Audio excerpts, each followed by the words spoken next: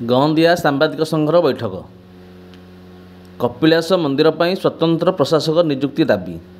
ढेंकानाल जिला गौंदिया ब्लॉक परिसर में आज गौंदिया सांबादिक संघ साधारण परिषद बैठक सभापति श्री महेंद्र कुमार साहू अध्यक्षतार अनुष्ठित हो जाइछि।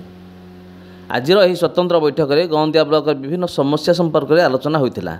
गत किछि मास है कपिलास विजे श्री श्री चंद्रशेखर जी मंदिर परिचालना, मंदिर नीति विभ्राट तथा मंदिर दुरावस्था संपर्क जनसाधारण श्रद्धालु भक्त और पर्यटक मान अभियोग आलोचना और समालोचना संपर्क में विभिन्न गणमाध्यम प्रकाश पाई।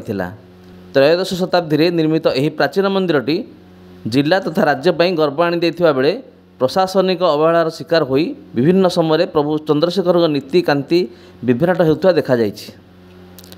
आज बैठक में ए संपर्क गुरुत्वर सह आलोचना होगा पर एठारे स्थायी भाव में जड़े स्वतंत्र मंदिर प्रशासक नियुक्ति कराई जिला प्रशासन, राज्य सरकार और निर्वाचन प्रतिनिधि मान निकट में दाबी उपस्थापन करने निष्पत्ति नियाଯାଇଛି। यह सहित श्रीरामचंद्रपुर गोष्ठी स्वास्थ्य केन्द्र में समस्त विभाग में डाक्तर और कर्मचारी नियुक्ति सहित शव व्यच्छेद गृह कार्यक्रम पर जिला स्वास्थ्य अधिकारी को दाबीपत्र देवाई स्थिर होइछि। जन्म मृत्यु प्रमाणपत्र पर आवश्यक होता मिसकेस गौंदिया ठारे व्यवस्था करने उपजिलापाल को निवेदन कर चिठी लिखा स्थिर होइछि।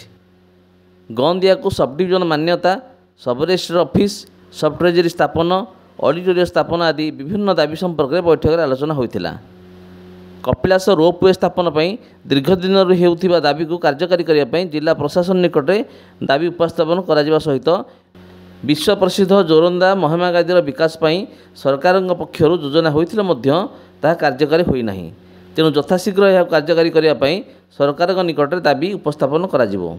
गौंदिया ब्लॉक में कार्यकारी होगा मेगा पानीय जल प्रकल्प कार्य विलंब जो असंतोष व्यक्त करा।